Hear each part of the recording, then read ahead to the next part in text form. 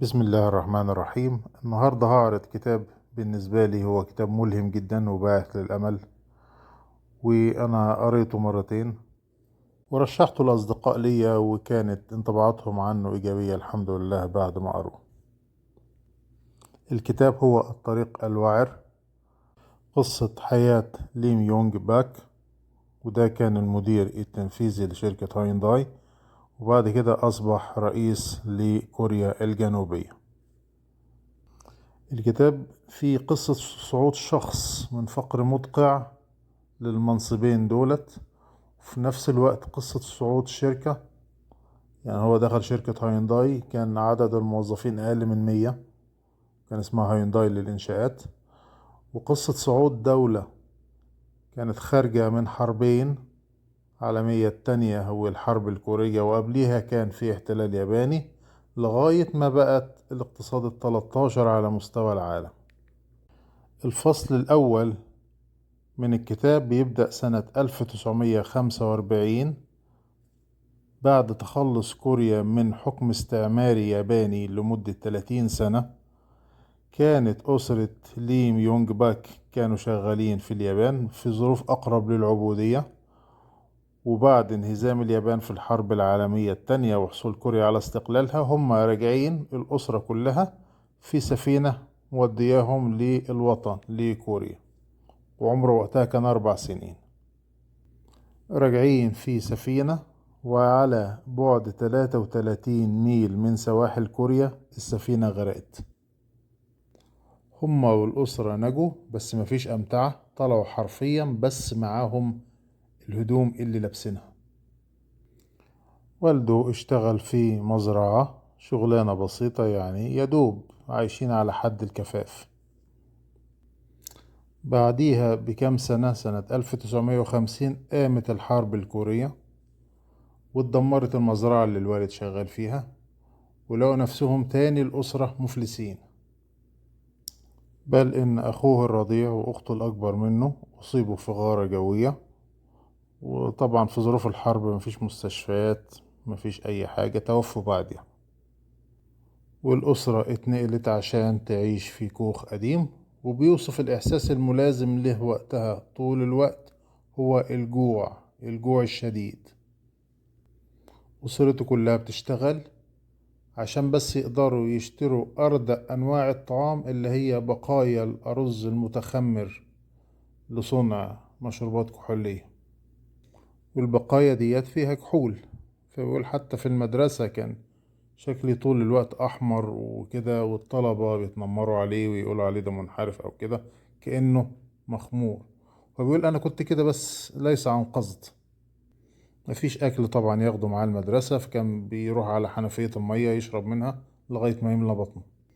بيروح ويجي للمدرسة كل يوم 4 ساعات. بعد المدرسة يعمل كبريت، علب كبريت يبيعها، أو أكل كوري من الرز ويبيعه للعساكر عشان يعني يجيب أي فلوس. بيحكي عن أمه اللي هيتكلم عنها كتير في الكتاب ده، إنها كانت مسيحية متدينة. بيقول كانت بتصحيهم كلهم كل يوم الساعة 4 الصبح عشان يقعدوا على شكل حلقة ويبدأوا يرددوا أدعية للصباح، ودي عادة فضلت ملازماه الاستيقاظ 4 صباحا طول عمره. أخوه الكبير لقوه متفوق في الدراسة فبعتوه لسول العاصمة عشان يتعلم يدخل مدرسة ثانوي، وهو ليه فرض عليه ان هو يشتغل مع الأسرة عشان يكسبوا فلوس يدفعوا مصاريف الأخ الكبير. أمه كانت بتبيع كعك محلي، بتفرش في السوق وتعمله وتبيعه.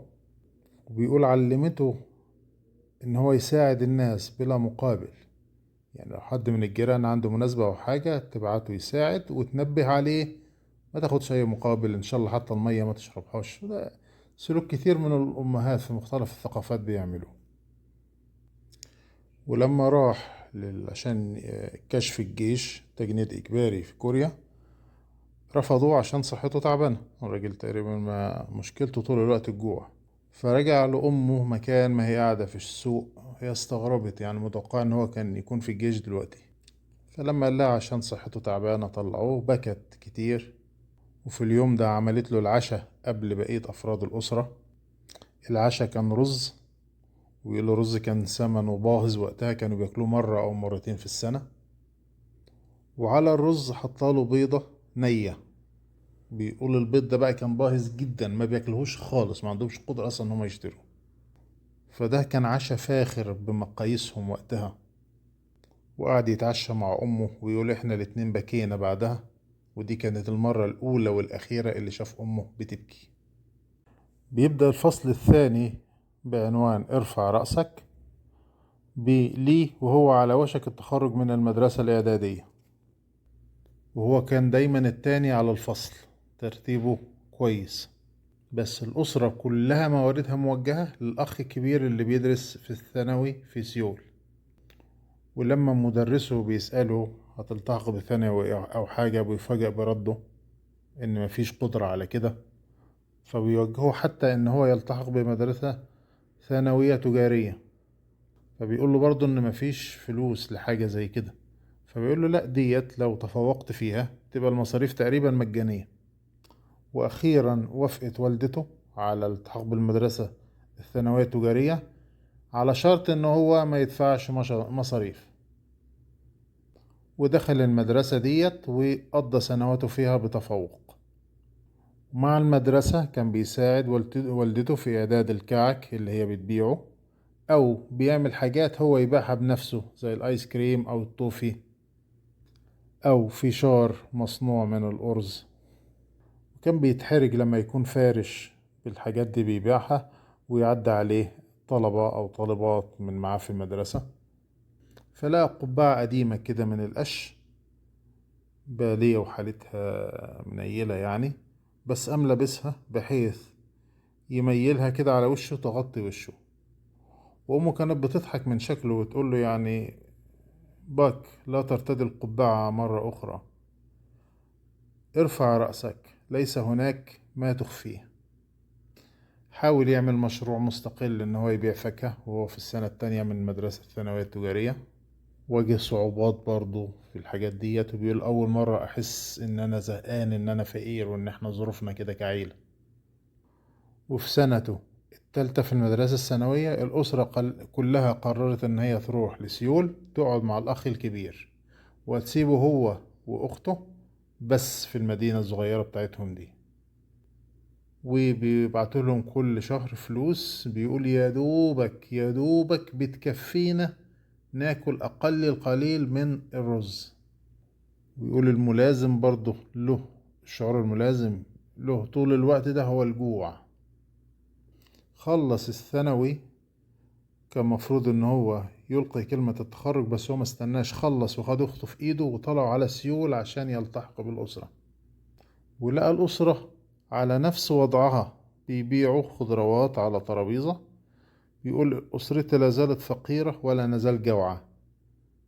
الفرق ان احنا كنا في مدينتنا، دلوقتي احنا في سيول. اشتغل كعامل باليومية في الأيام ديت. وبيقول حتى كان أيام كتير بيجي حد مثلا عاوز ناس عشان تشتغل، فبينقوا. فبيقول أنا كان جسمي صغير وضئيل عشان قلة التغذية، فأيام كتير ما كانش حد بيختارني، بلاقي نفسي من غير شغل. كان في دماغه إن هو يلتحق بالجامعة، بس بيقول مصاريفه بتاع كان استحالة إن هو يفكر في الموضوع دوت ماديا. فبتفكير طفولي وقتها، يعني هنعرف من الكتاب إن في اختبار للالتحاق بالجامعة غير الثانوي. فهو ده تفكيره الطفولي، إن هو والله أنا هدخل الجامعة وهطلع بعد شوية، بحيث يتقال إن هو سايب الجامعة. في تفكيره إن دي حاجة أشيك شوية ما يتقال إن هو معاه ثانوية بس، أو عاوز يتقال إن هو ساب الجامعة. خطة ساذجة بس هو كان مقتنع بيها وقتها. على فكرة من الحاجات الجميلة في الكتاب ده إن بنلاحظ تطور تفكيره. هنشوف إزاي بيفكر كمراهق، إزاي بيفكر كشاب، إزاي بيفكر لما بقى في هاينداي، إزاي بيفكر لما بقى مدير تنفيذي، وإزاي بيفكر كسياسي. ودي حاجة مثيرة فعلا، تتبع التغير في شخصيته ده. وفي مفاجأة برضو هقولها إن شاء الله في آخر الفيديوهات ديت، يعني أنا بعد ما خلصت الكتاب أنا تتبعت ليم يونج باك بيعمل إيه دلوقتي، هو فين دلوقتي، وكانت في مفاجأة يعني، بس خلينا نقولها في آخر الفيديوهات. راح يشتري الكتب، كتب مستعملة عشان يعدي اختبار القبول بالجامعة، وحتى اتخانق مع صاحب مكتبة الكتب لما شرح له الخطة العبيطة بتاعته ديت. المهم اشترى منه الكتب وذاكرها، ودخل الامتحان للالتحاق بكلية كوريا للتجارة، ودي كان أول عام دراسي فيها، ونجح في امتحان القبول. طيب المصاريف ايه بقى؟ ما الخطة بتاعتي ان انا هتصرف. فاكتشف ان التصرف ده مش كده، عشان يتقال ان فلان ساب الجامعة لازم يبقى عدى فيها ترم على الأقل. طيب هيعمل ايه في مصاريف الدراسة؟ قلنا ان ابوه وامه بيفرشوا في سوق، وامه متعودة على مساعدة الناس وكده، تجار خضروات حواليها اتفقوا ان هما يتفقوا معاه ان هو هينقل لهم الزبالة كل يوم من السوق لحتة بعيدة يرموا فيها الزبالة. الحتة دي بيقول على بعد اميال، بيملى عربة اليد ويروح يرمي الزبالة، بيقول 6 مرات يوميا، وبيوصف ان هي من اشقى الحاجات اللي عملها في حياته. مقابل ده هيدوله فلوس مقدما يدفع بيها مصاريف الجامعة. بيقول لما خلصت الترم الأول لقى إن هو لازم يكمل، عشان بيقول لو انسحبت من الشغلانة ديت هيبقى كده أنا بحرج أمي قدام الناس اللي في السوق، خصوصا إن هم طلبوا منه الاستمرار في الشغلانة دي، عشان اللي كان بيعملها قبل كده ساعات يكسل، ساعات يروح، ساعات ما يروحش. فخلاص قرر إن هو هيكمل دراسته في كلية التجارة. الفصل الثالث بعنوان شخص جديد كليا. التحق بالجامعة، وبيقول حياته زي ما هي: الصبح بيلم الزبالة اللي هي 6 مرات رايح جاي، وبالليل يساعد أسرته في طاولة الخضروات اللي بيشتغلوا عليها. مذاكرته بين المحاضرات في الكلية. لو عنده أبحاث بيقول كنت بعملها منتصف الليل وأنا بقاوم الجوع والنوم والإرهاق. أخوه اتخرج، والدته استطاعت إن هي تأجر محل بدل الفرش قدام المحلات والناس تقول لها تمشي وكده. وعلى مستوى البلد كان في حكومة عسكرية برئاسة الرئيس بارك. ولما بدأ الرئيس بارك يعمل مفاوضات مع الحكومة اليابانية اللي هي المستعمر السابق، اندلعت المظاهرات في الجامعات، ووقتها قرر ان هو يرشح نفسه لاتحاد الطلاب عن كلية التجارة. وبيقول الهدفين الأساسيين كان عاوز يغير نفسه، بيقول أنا حياتي كلها في صراع عشان جمع المال، صراع ضد الجوع، شخص انطوائي تقريبا ما فيش اي وقت ان هو يعمل علاقات اجتماعية مع حد، معارفه ناس بسيطة خالص، كم واحد من المدينة بتاعته بيدرسوا في سول. زائد ان هو عاوز يعرف عن الشأن العام، عن بلده اللي كانت وقتها بلد نامية وفقيرة، ازاي يحسن حياة الناس، ازاي يقدر يفهم اصلا اللي بيحصل حواليه. هو طول الوقت ساعة ما شفنا في اول الكتاب صراع ضد الفقر والجوع، عاوز يطلع من الدايرة دي. المنافس بتاعه بيصرف بسخاء وبينظم رحلات بالحافلات للحدود بين كوريا الشمالية والجنوبية. طبعا صاحبنا ده ما معهوش الهوى يعني. كانت حملته كلها وعود للطلاب ان هو هيحسن حياتهم الجامعية كطلاب، ويحسن وضع الكلية كمكان للإنجاز الأكاديمي. وغريمه التاني اللي بينفق بسخاء ده يعني مش بيعتبره مرشح جدي قوي، لغاية ما بدأ الطلاب يتلموا على ليم يونج باك، فأيقن إن هو ممكن يشكل تهديد له، فبعت له حاجة يعني إن هيديله مبلغ من المال وينسحب. حتى أصحابه قالوا له أنت كده كده هتخسر يعني، خد الفلوس وخلاص. فقال لهم لا، دي هتبقى إهانة. والانتخابات اتعملت وفاز بفرق 40 صوت. وبيقول إن دي كانت ولادة جديدة ليا، بس للأسف الدولة الكورية كانت بتنزلق باتجاه الفوضى. الفصل الرابع بيبدأ إن إدارة الرئيس العسكري الكوري وقتها بارك شونج إنه بدأ يطبع العلاقات مع اليابان، بس كان في استياء شعبي ضد الحكومة على أساس إن اليابان ديت هي اللي غلطت وهي اللي احتلتنا المفروض تعتذر وكده. بس الحكومة كانت ماشية مش معبرة الكلام ده. ولما راحوا المسؤولين الكوريين لليابان عشان يبرموا الاتفاق، حصل مظاهرات في سيول. رئيس اتحاد طلاب جامعة كوريا ما كانش متحمس لمظاهرات الطلبة دولت، فاتحاد الطلبة عزله وعين اتنين، لي ميونج باك وواحد تاني، ونظموا مظاهرات تانية. فالحكومة أعلنت حالة الطوارئ وطلعوا قائمة بأهم المطلوبين للعدالة، وكان هو من بينهم. بدأ رحلة هروب، يروح لبلدهم، يمشي قبل الشرطة ما تيجي، يمشي في الشوارع يلاقي بوسترات عليها صورته وسط القتلة والمجرمين، يتصل بأخوه الكبير يدبر له سكن مؤقت عند حد صاحبه شوية ويسيبه. كلم أخوه تاني قال له إن في واحد من بلدهم شغال في الشرطة في سيول، وقابله هيساعدك إنك تسلم نفسك، ممكن يخففوا عنك العقوبة. الراجل اللي من بلدهم ده بقى هو اللي سلمه، وخد مكافأة وخد مكافأة تانية خاصة. اتقبض عليه، بدأ بقى تعذيب واتحط في السجن.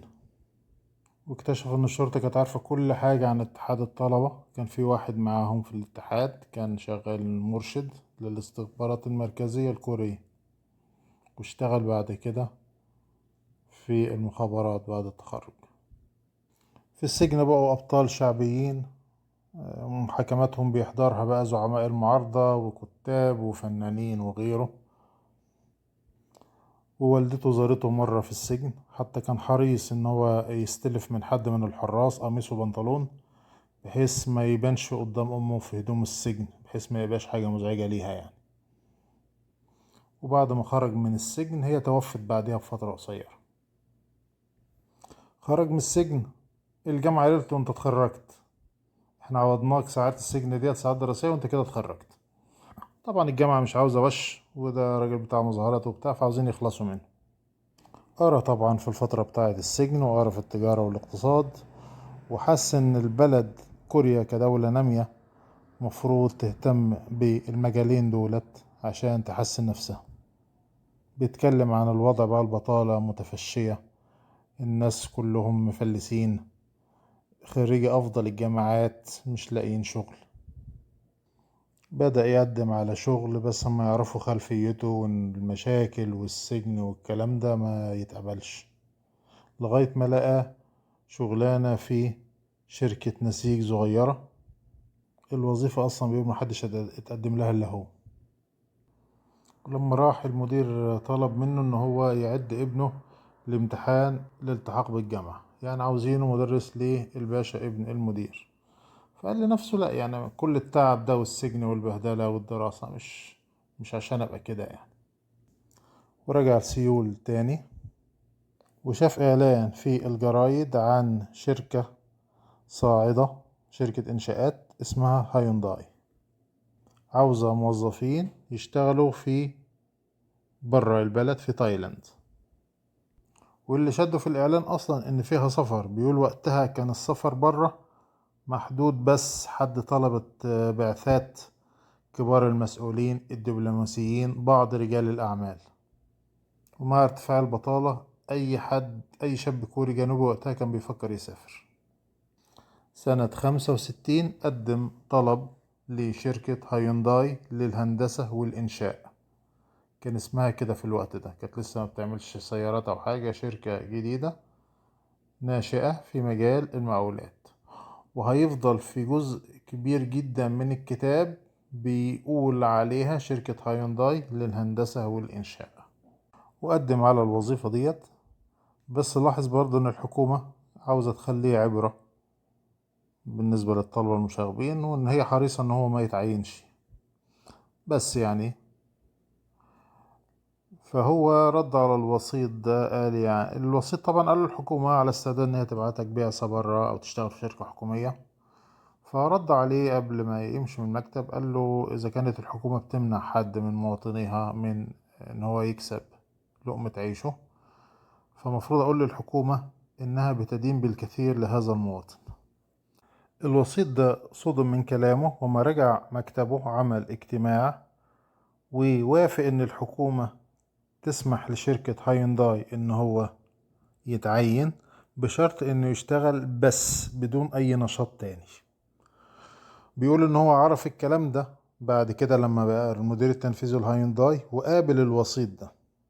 كان اصبح وقتها رئيس هيئة الضرائب الوطنية. حضر مقابلة التوظيف في هايونداي، وكان من الحاضرين شونج جو يونج بنفسه، وده مؤسس شركة هايونداي. وخلاص اتقبل وتعين، وانضم لمعسكر تدريب الشركة بتعمله للموظفين الجدد. ويقولوا ان هو اتعلم بسرعة ازاي الشركات الكبرى دي بتدار. وقتها ما كانش كبرى او حاجة، كانت فيها اقل من 100 موظف.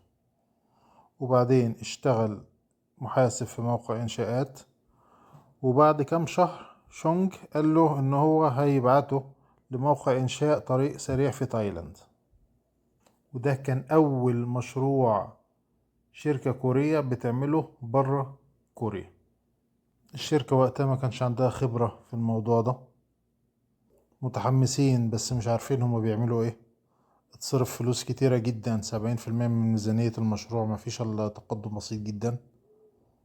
في يوم حصلت ثورة بين العمال في الموقع في تايلاند. بيقولوا العمال دول من كوريا، وإن وقت التعيين في كوريا دول كانوا مجموعة من البلطجية، شايفين إن هي فرصة بس يطلعوا برا البلد فتقدموا.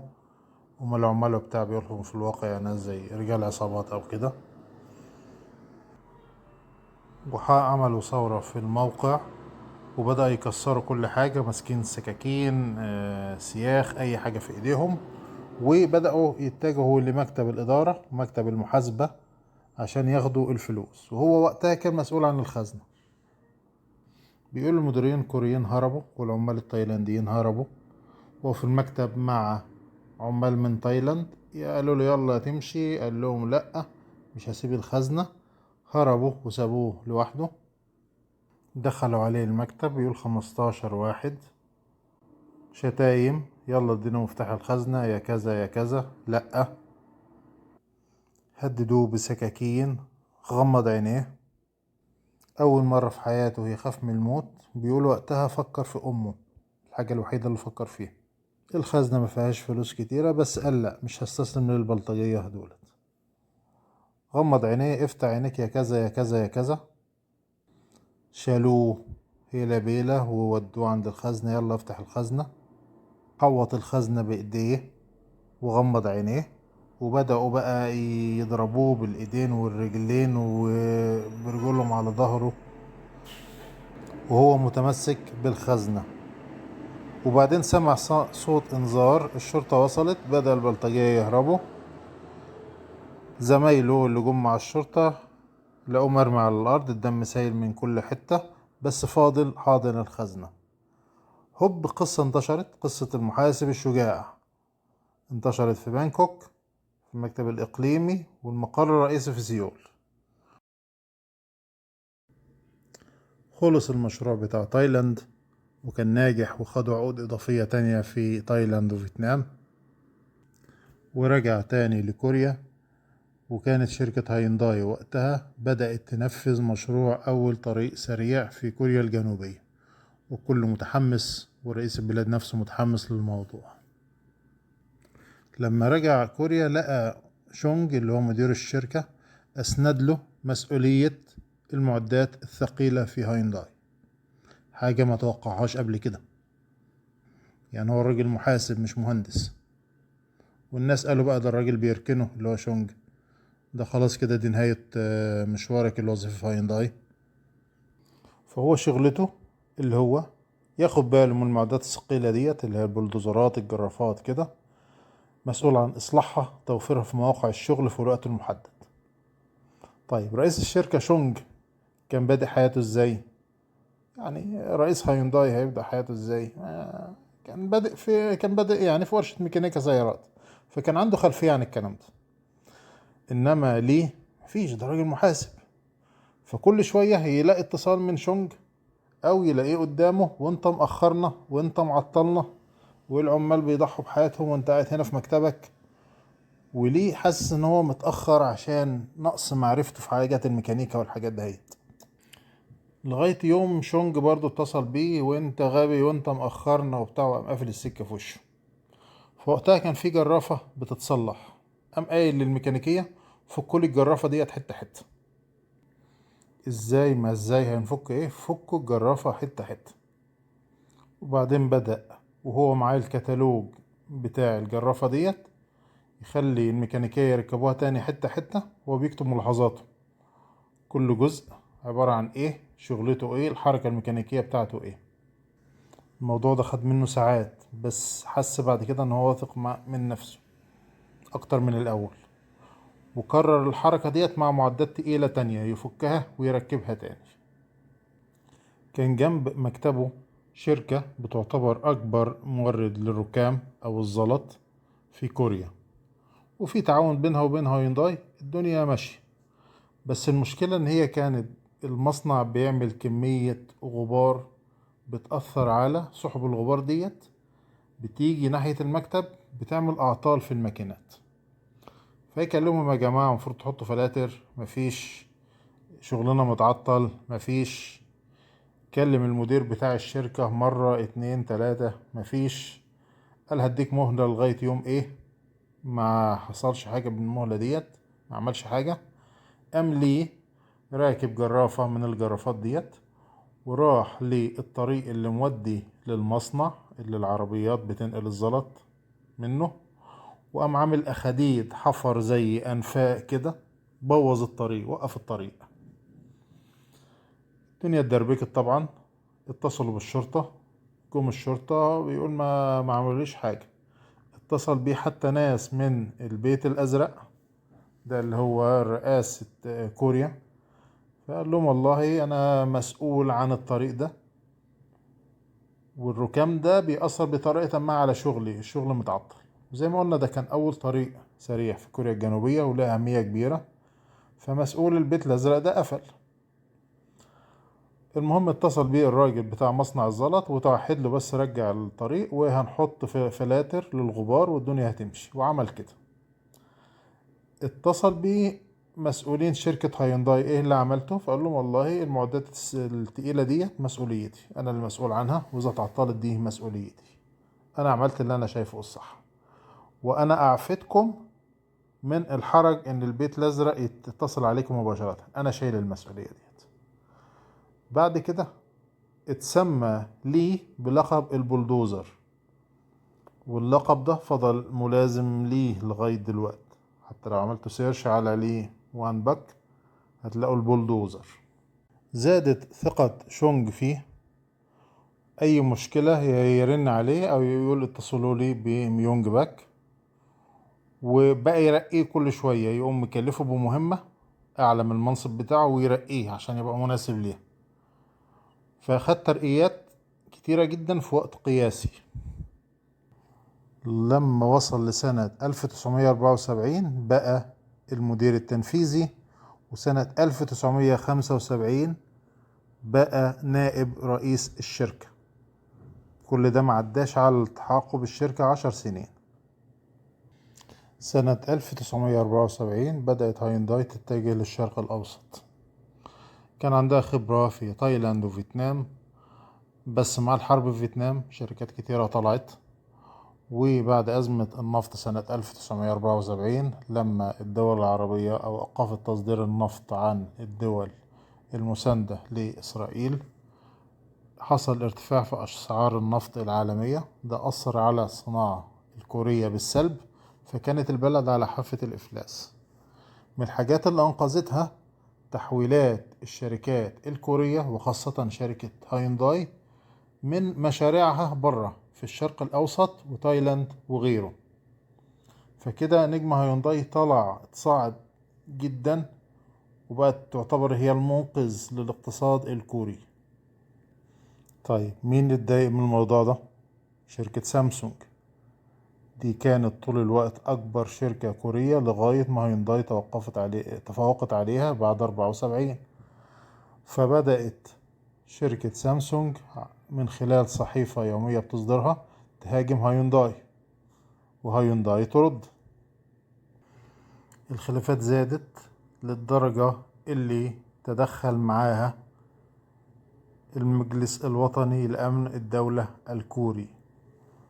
رعى اجتماع ضم رؤساء الشركتين، وكان من اللي اتقال في الاجتماع ده ان احنا دلوقتي اقتصادنا ناشئ، المنافسة الشخصية ديت مش هتفيد الاقتصاد في حاجة، وان العالم دلوقتي لسه بيعرف عننا لما يتعرف عننا ان صحفنا بتدار لأغراض شخصية. ده شيء مش في حقنا، مش ده شيء مش كويس في حقنا، بمعنى ان احنا بنعمل دلوقتي سمعتنا وبنعمل الصورة اللي العالم هيبصلنا بيها. وفعلا في نهاية الاجتماع تم الصلح، بس فضل سلام بارد بين الاتنين، يعني الشركتين مش أعداء بس في نفس الوقت مش أصدقاء. وشونج ورئيس سامسونج بيقول كانوا ممكن يلتقوا في مناسبة اجتماعية عابرة بس يسلموا على بعض وخلاص. بنشوف تدخلات كبيرة بين عالم المال والأعمال والسياسة الكوري في الوقت ده. كمثال فضيحة شقق هايونداي، بيقول المؤلف إن هي أثيرت سنة 78 لما كان في انتخابات رئاسية جديدة، والناس ما كانتش راضية يعني على انتخاب الرئيس الجديد ده، فطلعت فضيحة شقق هايونداي، وبيقول إن الحكومة غزت الجرايد بأخبار كتيرة كتيرة وبهارات وتوابل بحيث يبقى الشغل الشاغل للإعلام وقتها فضيحة شقق هايونداي. القصة بيقول إن كان مصانع هايونداي في منطقة على النهر مع مصانع تانية، ومع إعادة تخطيط سيول الحكومة طلعت المصانع دهيت بره النطاق السكني، فبقى عندهم مساحة أرض. اقترح على شونج وقتها إن هو يعملها مجمعات سكنية، فشونج قال له يعني احنا بنبني مفاعلات نووية وسفن ومواني، شقق ايه؟ فقال له يعني الموضة دلوقتي الشقق، وهتبقى استثمار كويس وكده، ولو مش عاجباك حاجة زي كده بلاش تعملها هيونداي، اعملها شركة تابعة لهيونداي وتعمل شركة اسمها التنمية الحضرية. طيب اتعملت الشقق، يستنوا حد يشتري؟ مفيش. اعلانات ما اعلانات، حاجات خطط تقسيط اسهل، محدش بيشتري خالص. يعني حاجة محبطة، معدل الناس اللي بتحجز مفيش. فقال لي شونج يعني لو تعرف حد من اصحابك، ناس اعلاميين، ناس فنانين، رجال اعمال وبتاع، شجعهم انهم يشتروا في الحتت ديت على اساس انها هتبقى المستقبل وكده، وان الناس هتقلدهم. وقد كان ادى للناس اصحابه دولت شقق في المنطقة ديت، في شقق هيونداي ديت، والناس قلدتهم فعلا. وبعد كام سنة بدأ الناس تشتري. فالصحافة قالت على على الحاجات اللي اتاخدت زمان ديت لأغراض ترويجية إن هي لأ، دي كانت ممارسات غير نزيهة. والموضوع اتصاعد في الظروف السياسية بتاعت البلد ديت، ووصلت إن الحكومة اعتقلت رئيس شركة التنمية الحضرية بتاعت هايونداي، وطلبت من هايونداي إن هي تقفل الشركة. بس هما خدوا ودوا مع الحكومة، قالوا في غلط، في حد يتحاسب، ووضعنا كذا كذا كذا كذا كذا، مش اي غلط في اي شركة هنقفل الشركة، قال كده مش هتلاقوا عندكم شركات خالص. وبعد الجدال واخذ ورد الملف اتقفل، وافرجوا عن رئيس الشركة المعتقل. بس بقى فيه برضو غصة في حلق هيونداي من ناحية الحكومة، وفضل الموضوع ده شوية كمان لما الحكومة اقترحت على لما هيونداي بدأت تصنع العربيات. مرة الحكومة الكورية طقت في دماغها كده عاوزين مصنع واحد للسيارات، مش عاوزين كذا حد، يبقى شركة واحدة، مش عاوزين هايونداي وكيا، عاوزين شركة واحدة. وطلبوا من هايونداي ان هم يتخلوا عن صناعة السيارات. فكان رد مع كذا اجتماع مع ليم وان باك معاهم، يعني قال لهم يا جماعة ده قطاع قائم على المنافسة. وبصوا ضرب مثال بقطاع السيارات الهندي، قال له شوفوا نتائجه، بيتكلم على الوقت ده، بيتكلم في الثمانينات، نتائجه كئيبة وعربياتهم كئيبة وأرباحهم كئيبة عشان ما فيش منافسة، دي شركة واحدة. فعدى الموضوع.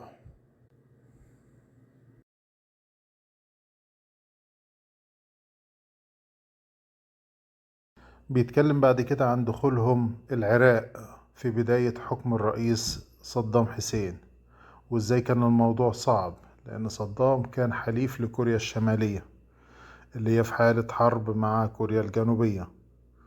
فوقتها ما كانش فيه تمثيل دبلوماسي بين البلدين، فعشان يروحوا العراق لازم راح الكويت الأول، ومنها راح بري للعراق. بعد محاولات مضنية ومستميتة قدر ان هو يتواصل مع حد من المسؤولين العراقيين، ده وصله بحد تاني وبدأت العجلة تمشي. وعمل للمسؤولين العراقيين دولت زيارة لكوريا الجنوبية، يشوفوا قد ايه في تقدم صناعي، قد ايه الدولة ممكن تستفيد من التعاون مع كوريا. وقصادها بدأوا يعملوا تأشيرات دخول للعمال الكوريين الجنوبيين. ونتيجة للتعاون ده بين هايونداي والدولة العراقية تم افتتاح قنصلية لكوريا الجنوبية في العراق لأول مرة، وبدأ في تمثيل دبلوماسي بين البلدين اللي بدأوا الاقتصاد مش السياسة. بس الأمور اتعطلت وقفت لما اندلعت الحرب العراقية الإيرانية. بيتكلم عن معرفته برئيس الوزراء الماليزي السابق مهاتير محمد. بيقول ان هو اتعرف كان عليه لما كان لسه نائب لرئيس الوزراء وتقريبا ملوش صلاحيات، واتعود ان هو بيقابله كل مرة يروح ماليزيا، وتعلم منه حاجات فادته بعدين. اتعلم من مهاتير محمد ان لو عندك فرصة للشغل اشتغل. يعني قال ان الراجل ده نظر حياته لتحسين حياة مواطنين دولة ماليزيا. لما يكون في السلطة كان بيشتغل بيبذل قصارى جهده، لما يكون بره الشغل بيتعلم عشان لما يرجع تاني لموقع المسؤولية يكون اكتسب خبرات ومهارات جديدة تفيد الناس. في كل الفترات اللي بره الحكم لأي سبب كان بيروح يتفرج على تجارب الدول التانية، يشوف سنغافورة بتعمل ايه، يشوف اليابان بتعمل ايه، يشوف كوريا بتعمل ايه، ويسجل ملاحظات او يصور بكاميرات فيديو زي ما يكون، بحيث لما يرجع ما يكونش الوقت اللي قضاه بره السلطة دهوت وقت ضايع او كده. خدوا بالكم المهارة ديت استفاد بيها لي موان باك بعد كده، وكانت نقطة فارقة في حياته. سنة 1988 كان حاطط عينه على هدف جديد، أو كان بيقول هدية أخيرة عاوز يعملها لهاينداي، لأنه وقتها كان فكر يسيب الشركة. الهدية الأخيرة كانت إقامة علاقات تجارية مع الاتحاد السوفيتي، دولة الاتحاد السوفيتي اللي كانت روسيا وجمهوريات تانية، واللي اتفككت سنة 91. وفعلا راحوا وفد فيه هو وفي شونج رئيس الشركة، وحتى وصلوا ان هم قابلوا جورباتشوف اخر رئيس الاتحاد السوفيتي السابق. ده فتح المجال لشركات تانية زي سامسونج زي دايو ان هم يدخلوا السوق السوفيتي. قبلها بسنة لاحظ ان في تغير بدأ يحصل في شركة هاينداي، ان شونج بدأ يحط قرايبه من الجيل بتاعه والجيل التاني في المناصب المهمة في الشركة، وبدأ يجيب مديرين محترفين دارسين إدارة عارفين التخصصات بتاعتهم لفروع الشركة الكتيرة التانية. وليه وقتها كان عمره 46 سنة، وقال بس أنا كفاية عليا كده هايونداي. يعني هو شاف اتجاه الريح عاملة ازاي، وإن مش هيكون له مكان في التركيبة الجديدة للشركة ديت، فقال هيمشي.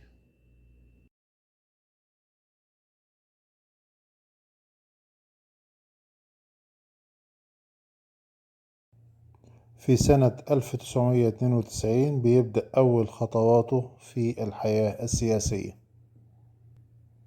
كعضو في الحزب الديمقراطي الليبرالي الحاكم.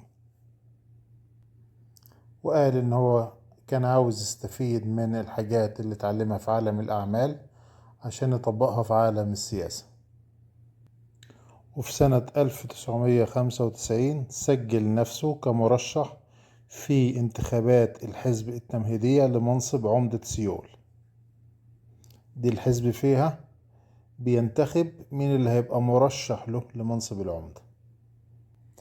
رئيس الجمهورية اللي هو رئيس الحزب بتاعهم قال أنا مش عاوز انتخابات تمهيدية، أنا عاوز أعين أنا مرشح للحزب بتاعنا للانتخابات دي. ليه صمم على إن يكون في انتخابات تمهيدية؟ أمين الحزب يكلمه مفيش، الرئيس يستدعيه يناقشه، يهديك يرضيك، مفيش، مصمم تتعمل الانتخابات. اتعملت الانتخابات وسقط.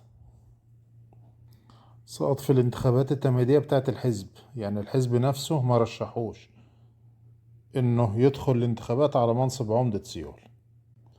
دخل بعدها الانتخابات البرلمانية عن دايرة سيول، ولف وقابل ناس في أحياء فقيرة وعمل دعاية انتخابية ونجح في الانتخابات البرلمانية. بس بعدها اتهموه ان هو تجاوز السقف القانوني للإنفاق في الانتخابات، فاضطر ان هو يستقيل. فلقى نفسه صايع، والأول مرة في حياته يكون عنده وقت فراغ يقعد يفكر فيه.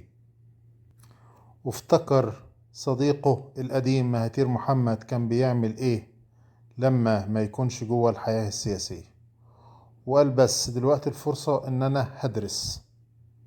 جاله عرض عمل كزميل زائر في جامعة جورج تاون في واشنطن، وقال ان وقتها كانت خططه ان هو هيقعد سنة يدرس إدارة أعمال، يدرس الإدارة العامة، يدرس الحوكمة.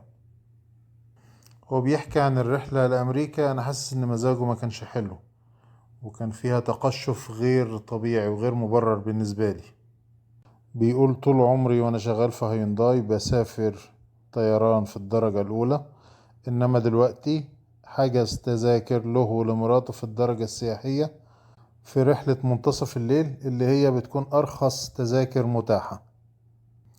ولما وصلوا حد من أصحابه القدام جاب له بيت هيأجره، قال له لأ ده كبير علينا، وأجروا شقة صغيرة جنب الجامعة، وقالوا مش هنشتري عفش جديد. وفي الشقة صندوق خشب قديم مقلوب، هو ده المكتب بتاعه وهو الترابيزة، وبيحط عليه التليفون وبيحط عليه الفاكس. رجع من أمريكا ودخل السباق التمهيدي تاني عشان يترشح يبقى عمدة سيول.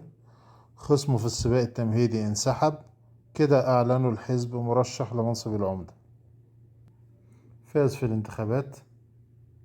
بيتكلم عن أهم إنجازاته كعمدة لسيول إن كان في نهر في وسط المدينة من وقت الحرب الكورية سنة 50 اتراكمت فيه مخلفات وقاذورات وغيره وإهمال، والبلد كانت حالتها تعبانة واقتصاد تعبان. النهر اتردم تماما واتبنى فوقه طريق، وبقى باع جائلين، محلات عشوائية، بقى زي بؤرة قذارة في قلب سيول. كان مشروع إعادة النهر ده تاني بحيث يكون متنفس لأهل المدينة، وتم المشروع على مدى سنتين، وبقى نقطة مضيئة في قلب سيول، في متنزهات وفي شجر. بيقول حتى الطيور المهاجرة رجعت، والمشروع ده بيقول خد جوائز عالمية كتيرة، وبيفخر إن ده أجمل حاجة عرف يعملها لأهل سيول في فترته كعمدة للمدينة. 2006 كانت آخر أيامه كعمدة للمدينة، عملوا له حفل استقبال. رجع يسكن في بيت تقليدي على الطراز الكوري بيسميه هانوك، بيفكروا ببيتهم القديم بس أوسع ومزود بوسائل راحة حديثة. الراجل لم يتنصل من جذوره، مش بيت أمريكي أو بيت غربي أو كده. الانتخابات الرئاسية كانت ديسمبر 2007، وفي فبراير 2008 تم تنصيب لي موان باك كرئيس للجمهورية الكورية. في اليوم ده دخل مكتب رئيس الجمهورية، اللي للمصادفة كانت شركة هايونداي هي اللي بانية المبنى ده أيام ما كان هو الرئيس التنفيذي للشركة، ودلوقتي بيدخله كرئيس للجمهورية. في الكتاب اللي 230 صفحة بيتكلم عن حياته كرئيس جمهورية في 4 صفحات بس، وكلام زي كلام السياسيين، يعني كلام ممكن يقوله رئيس فنلندا، رئيس وزراء النرويج، السلام العالمي والطاقة النظيفة والأجيال الجديدة. مع احترامي طبعا لكل الحاجات دي، بس دي حاجات ممكن تقراها في أي كتاب تاني وممكن تشوفها في أي مصدر تاني. أنا مش ناسي إن قلت في الأول إن في مفاجأة بالنسبة لي هقولها إن شاء الله في آخر الفيديو ده خاصة بالكتاب، بس حابب أقول إن الكتاب ده كان صعب جدا بالنسبة لي إن أنا ألخصه، لأنه كتاب مركز جدا وقوي جدا ومليان دروس في الحياة وفي عالم الأعمال وفي السياسة، وانت بتشوف معجزة أو 3 معجزات أو أكتر. معجزة صعود لي موان باك من جامع قمامة لرئيس للجمهورية، وقصادها أو يوازيها شونج اللي هو مؤسس هايونداي، اللي بادئ حياته في دكان بيبيع رز وبعد كده شغال في ورشة ميكانيكا لغاية ما يأسس شركة هايونداي للمقاولات. وهايونداي على فكرة بتعني الأزمنة الحديثة أو العصر الحديث، واللي باك انضم لها وهي شركة إنشاءات فيها 90 شخص بس، وهي دلوقتي فيها حوالي أكتر من 120 ألف واحد شغال. ومجالات شغلها بتعمل مفاعلات نووية، سفن، مواني، سيارات طبعا، فنادق، مستشفيات، بتدير فنادق ومستشفيات. وقصة صعود بلد خارجة من احتلال ياباني وحرب عالمية تانية وحرب كورية قسمت البلد نصين، وتوتر طول الوقت مع النص التاني اللي هو كوريا الشمالية، وبلد ما فيهاش موارد، وفساد وبيروقراطية، والبلد قامت بقت الاقتصاد ال13 على مستوى العالم. وقصة أسرة ربت أولادها إن هم يعيشوا بكرامة ويكسبوا رزقهم من شغل إيديهم بدل ما يتجهوا للتسول أو السرقة أو غيره. وطموح عظيم لواحد ما كانش شايف نفسه إن هو مجرد هيشتغل موظف في منطقة نائية، أو إن في تغييرات في شركة هايونداي وأنا شايف التغييرات بتقرب عليا، ما استناش أما يحطوني على الرف أو يركنوني، أنا أتحرك أنا وأشوف مستقبل تاني في السياسة، حتى لو في إخفاق، والتاني كمل لغاية ما وصل لمنصب أعلى من منصب العمدة أو منصب عضو في البرلمان. وأكيد النماذج دي كانت ملهمة أكتر طبعا للكوريين لما يشوفوا قصة صعود هاينداي أو سامسونج أو دايو أو غيرهم. يبقى الشباب عنده طموح إن هو يعمل حاجة لبلده، إن هي تعلى، مش مجرد وظيفة تعيشني آكل وأشرب وخلاص. وإزاي إن مفيش أمة محكوم عليها بالفشل أو الضياع أو كده، إذا اتوفرت الإرادة مع توفيق ربنا بتحصل المعجزات. المفاجأة بقى، لي ميونج باك فضل في منصب رئيس الجمهورية من 2008 حتى 2013. بعد ما خلصت الكتاب العظيم ده قلت أشوف بقى المؤلف ده فين دلوقتي، بيعمل إيه في الحياة، وعملت سيرش عليه، فلقيت إن هو اعتقل في 22 مارس 2018 بتهمة تلقي رشاوى بقيمة 10 مليون دولار أمريكي وأموال غير مشروعة بقيمة 33 مليون دولار أمريكي، وتلقي رشاوى من شركة سامسونج قيمتها 6 مليون دولار مقابل العفو الرئاسي عن رئيس شركة سامسونج لي كون هي اللي كان مسجون بتهمة التهرب الضريبي والاحتيال في الأسهم،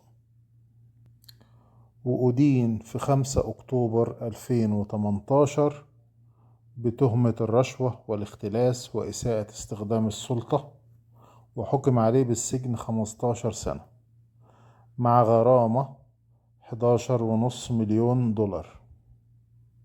وفي 29 أكتوبر 2020 أيدت المحكمة العليا حكم بالسجن لمدة 17 سنة على لي ميونج باك بتهمة الرشوة والاختلاس، وغرامة 11.5 مليون دولار ومصادرة إضافية بقيمة 5 مليون دولار. وفي يوم 27 ديسمبر